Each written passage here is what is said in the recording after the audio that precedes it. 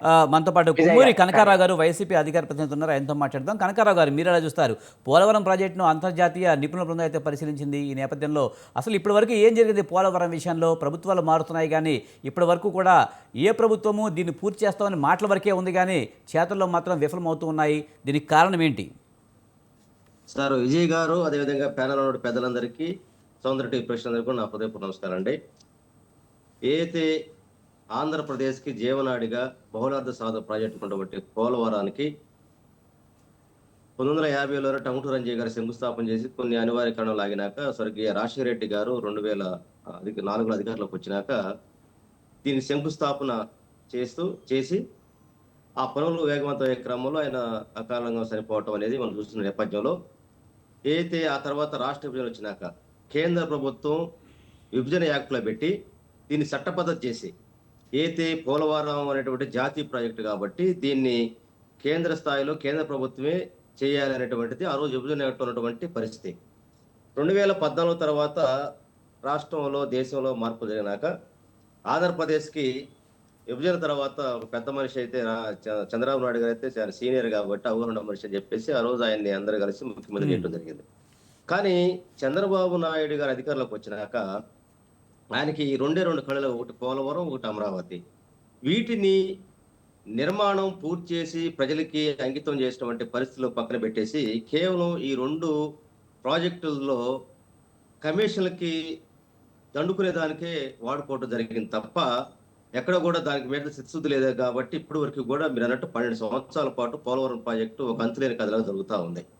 అయితే 2014 తర్వాత కేంద్ర ప్రభుత్వం చేపట్టాల్సినటువంటి ప్రాజెక్ట్ ని లేదు మేమే కడతాము, ఇది మా రాష్ట్రం సంబంధించింది కాబట్టి అని చెప్పి మేము కడతామని చెప్పేసి కేంద్ర ప్రభుత్వ పరిధిలో నుంచి చంద్రబాబు నాయుడు గారు స్వాధీనంలో తెచ్చుకొని టాల్స్టాయ్ లాంటి కాంట్రాక్టులు తన కొన్ని మెగా కానీ వాళ్ళకు ఉన్నటువంటి కాంట్రాక్టులు మొత్తాన్ని దించి వాళ్ళకి మొబిలైజేషన్ గ్రాంట్లు కూడా ఇచ్చి అడ్వాన్స్ ఇచ్చేసి దాంట్లో నుంచి మళ్ళీ డబ్బులు తీసుకునే క్రమంలోనే స్వయాన ప్రధానమంత్రి మోడీ గారు ఈ రాష్ట్రంలో పోలవరం ప్రాజెక్ట్ ని ఒక ఏటీఎం కార్డు లాగా వాడుకుంటున్నారు అనేటువంటిది స్వయాన ప్రధానమంత్రి గారు చెప్పినటువంటి పరిస్థితి మనం చూసాం. అంటే ఒక నిబద్ధత లేకుండా, ఒక సాంకేతికమైనటువంటి అవగాహన లేకుండా జనరల్ గా ఏదైనా ఒక డ్యామ్ కట్టాలంటే ఏదైతే మనం కాఫర్ డ్యామ్ సంబంధించి ముందు అది అది కట్టినాకనే తర్వాత డయాఫ్రమ్ వాల్ కట్టాలి, స్పిల్ వేలి అని చేయాలి. సరికి రాజశేఖర రెడ్డి గారు ఉన్నప్పుడే స్పిల్ వేగా ఏదైతే ఆల్మెట్టి కాలువ తీసారో అది ఆ రోజు తీసింది. దాన్ని తర్వాత ఆల్మెట్టి లిఫ్ట్ పెట్టి ఆ కృష్ణాలో కలిపేసి రెండు కృష్ణాని గోదావరిని కలిపని చెప్పేసి చప్పలు కొట్టుకుంటే వేరే విషయం. కానీ ఈ రోజు ఏంటంటే వైఎస్ఆర్ కాంగ్రెస్ పార్టీ ఏదైతే చంద్రబాబు నాయుడు గారు తాను చేసినటువంటి తప్పులు మొత్తం ఎదుటోళ్ళ మీద బురదల్లి మీ వాళ్ళు కడుక్కుంటా ఉంటే నా పని చేసుకుంటారని చెప్పేసినటువంటిది ఒక కుట్రపూర్తి మొదటి నుంచి చేస్తున్న నేపథ్యంలో వైఎస్ఆర్ కాంగ్రెస్ పార్టీ మీరు అడుగుతా ఉన్నారు. నేను అడుగుతా ఉన్నాను, 2014 నుంచి 19 వరకు అధికారంలో ఉన్నారు, కేంద్రంలో ఉన్నారు. అసలు అంతకుముందు ఈ రాష్ట్రానికి, ఉమ్మడి రాష్ట్రానికి 95 నుంచి 2004 వరకు మీరు అధికారంలో ఉన్నప్పుడు మీకు ఆంధ్రప్రదేశ్, ఉమ్మడి ఆంధ్రప్రదేశ్ నువ్వు సీనియర్ అంటావు కదా, అనుభవం అంటావు కదా, సాంకేతికంగా ప్రపంచానికి ఇచ్చారంటావు కదా, మరి పోలవరం మీద నువ్వు ఎందుకు దృష్టి పెట్టలేకపోయావు? రాజశేఖర రెడ్డి గారు శంకుస్థాపన పని మొదలు పెట్టాకనే తర్వాత అధికారంలోకి వచ్చినాక దాన్ని ఏటీఎం కార్డు లాగా వాడుకుంటూ, ఒక బంగారు బాతులాగా గుడ్లాగా వాడుకుంటూ దాన్ని వాడుకున్నావు తప్ప ఎక్కడో కూడా పోలవరంలో సిన్సియర్ గా పనిచేయలేదు. కాబట్టి చేయాల్సిన పని చేయకుండా తర్వాత చేయాల్సిన పని ముందు చేయడం వల్ల ఏదైతే డయాఫ్రమ్ వాళ్ళు కొట్టుకుపోయినాక దాన్ని మళ్ళీ చేయడం కోసం మళ్ళీ నిధులు రావటం, నిధులు తెచ్చుకోలేక సతమతమైన పరిస్థితుల నుంచి ఏదైతే పోలవరం ప్రాజెక్ట్ అథారిటీ నిపుణులు మొత్తం కూడా చెప్పారు, ఇక్కడ సాంకేతిక పరంగా చేయాల్సినటువంటి విధానంలో చేయకపోవటం వల్ల ఈ డ్యామ్ కి నష్టం జరుగుతూ ఉంది అనేటువంటిది ఈరోజు మరి వాస్తవానికి ఆ రోజు కేంద్ర ప్రభుత్వం ఒక రకంగా దీని విషయంలో మనకి నిధులు ఇవ్వడానికి అక్కడ ఉన్నటువంటి ఏదైతే ముంపు ప్రాంతాల్లో కూడా విభజన యాక్ట్ లో ఈ డ్యామ్ పరిధిలోకి చేర్చి ఒక రకంగా వాళ్ళు న్యాయం చేశారు. కానీ దీన్ని చేయాల్సినటువంటి వాళ్ళ చేతిలో నుంచి తీసుకొని తను ఒక ఏటీఎం కార్డు లాగా వాడుకునేటువంటి నేపథ్యంలోనే పోలవరానికి పర్యటన నిమిత్తం కూడా గ్రామాల నుంచి సరే కనకారావు గారు, మీరు చెప్పినట్టు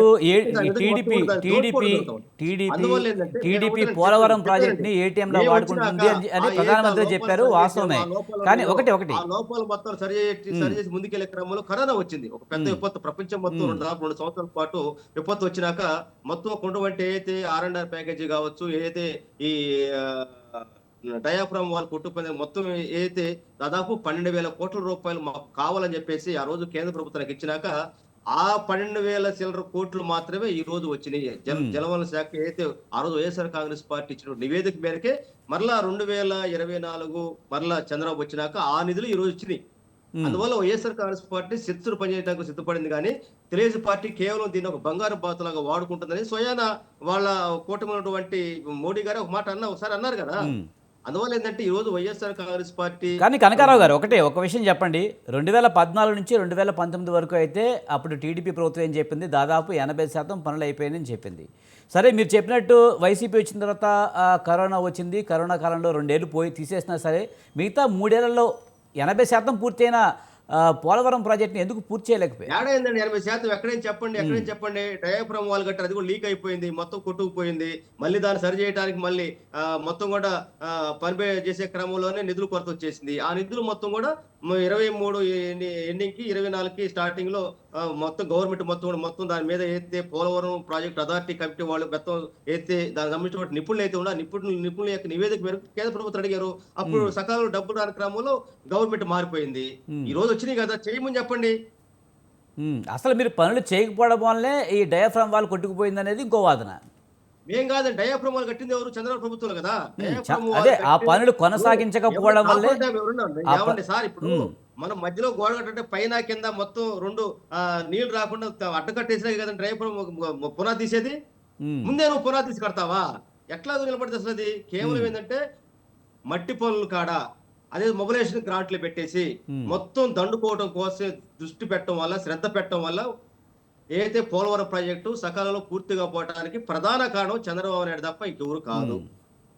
అంటే ఈ డయాఫ్రామ్ వాళ్ళు కూలిపోవడం వల్లే మీరు పనులు చేయలేకపోయారంటారా? మరి మెయిన్ కూలిపోయినాక నీకు మళ్ళా నీకు కాపుర డ్యాములు మరి అన్ని కూడా 2 ఈ కారణాలు ఏమైనా కూడా వైసీపీ గవర్నమెంట్లో పోలవరం 1% కూడా పూర్తి కాలేదనేది టీడీపీ చెప్తున్నమాట. అయితే ఆ మాట వాస్తవంగా మీరు ఒప్పుకుంటారా? 1% కూడా పూర్తి కాలేదు. ఎందుకంటే ఒకటండి, మేము అదే సాంకేతికపరమైనటువంటి లోపాలు అయితే ఉండి ఆ లోపాలు సరిచేసేటువంటి క్రమంలో నిధులు కేంద్ర ప్రభుత్వం నుంచి రావాల్సిన అవసరం ఉంది. కాబట్టి వీళ్ళు గతంలో ఏదైతే ఉందో వీళ్ళు వాళ్ళ ఏదైతే ప్రైవేటు కాంట్రాక్టులు కానించి డబ్బులు తీసుకునే క్రమంలోనే ఆ డబ్బులు మొత్తం రాబట్టే క్రమంలో మరలా రివర్స్ టెండరింగ్ వేసి వీళ్ళు అక్రమాలు చేపట్టే క్రమంలో దాదాపు 110 కోట్ల రూపాయలు మొత్తం కూడా రాబట్టే పరిస్థితి ఉంది. ఆ విధంగా ముందుకెళ్ళే క్రమంలో గవర్నమెంట్ మారిపోయింది. ఈ రోజు వైఎస్ఆర్ కాంగ్రెస్ పార్టీ వాళ్ళ తండ్రి రాజశేఖర రెడ్డి గారు ఒక జలయజ్ఞం పెట్టి మొత్తం ఈ రాష్ట్రంలో ఒక నిర్మాణం చేపట్టి చేసేటువంటి పరిస్థితి. ఒక చెప్పండి చంద్రబాబు ప్రభుత్వంలో ఒక ప్రైవేట్ కట్టారు చెప్పండి. ఈ 40 సంవత్సరాల సుదీర్ఘ అనుభవంలో 4 సార్లు ముఖ్యమంత్రి కదా ఒక ప్రాజెక్టు తను శంకుస్థాపన చేసి తను పూజ చెప్పండి. గుళ్ళకమ్మ ఉందండి, శంకుస్థాపన రాజశేఖర గారు చేశారు, జగన్మోహన్ రెడ్డి గారు ఓపెన్ చేశారు. అదే విధంగా మీకు ఏదైతే మన మార్కాపురం దగ్గర ఉన్న పోలస వెలుగొండ ప్రాజెక్టు కూడా మొత్తం కంప్లీట్ టెండర్ మొత్తం పూర్తి అయిపోయింది. ప్రారంభించిన దశలో ఈ రోజు ఎలక్షన్లు వచ్చినాయి, గవర్నమెంట్ మారిపోయింది. అదే విధంగా మీకు ఏదైతే రామాయపట్నం పోర్టు ఉందో ఒక బెర్త పూర్తి అయిపోయింది. ఉన్న ప్రాజెక్టులు ఏదైతే ఉందో రాష్ట్రానికి ఒక సంపద సృష్టించేటువంటి పరిస్థితిలో ఒక ప్రాజెక్టులు చేపట్టే ఈ ప్రారంభం దగ్గర క్రమంలో గవర్నమెంట్ మారిపోయింది. ఈ రోజు కూడా మొత్తం ప్రైవేటైజ్ చేస్తా ఉన్నారు. ఈరోజు పోలవరం విషయంలో అమెరికా నుంచి నిపుణులు వచ్చి చేస్తారంటే నీ కాడ సామర్థ్యం ఏమైపోయింది? నువ్వు లోపాలు చేసేవాట ఆ లోపాలు సరిచేయడం కోసం ఇక్కడ ఉన్నటువంటి శాస్త్రజ్ఞులతో పాటు, సైంటిస్టులతో పాటు, ఇంజనీర్లతో పాటు బయట దేశాల నుంచి కూడా దీన్ని ఇంకెట్టా పటిష్ట చేయాలి. అది పోలవరం ప్రాజెక్ట్ అథారిటీ వాళ్ళు ఇచ్చినటువంటి సూచనల మేరకు ఈ రోజు నిపుణుల కమిటీ వచ్చి పరిశీలిస్తా ఉంది. అందువలంటే సరైనటువంటి సాంకేతిక పరిజ్ఞానం ఏ పని ఎప్పుడు చేయాలో చేయగినటువంటి ఒక అనాలోచిత నిర్ణయాలతోటి కేవలం దాన్ని ఏటీఎం కార్డు లాగా బంగారు కోడి బాతుగుడ్లాగా వాడుకునే క్రమంలో దాని నిధులు మొత్తం డైవర్ట్ చేసుకుని దోస్తున్నారు. కనుకనే ఈ రోజు పోలవరం ప్రాజెక్టు 12 సంవత్సరాలు పూర్తిగా ఉండడానికి ప్రధాన కారణం చంద్రబాబు నాయుడు ప్రభుత్వమే. రైట్.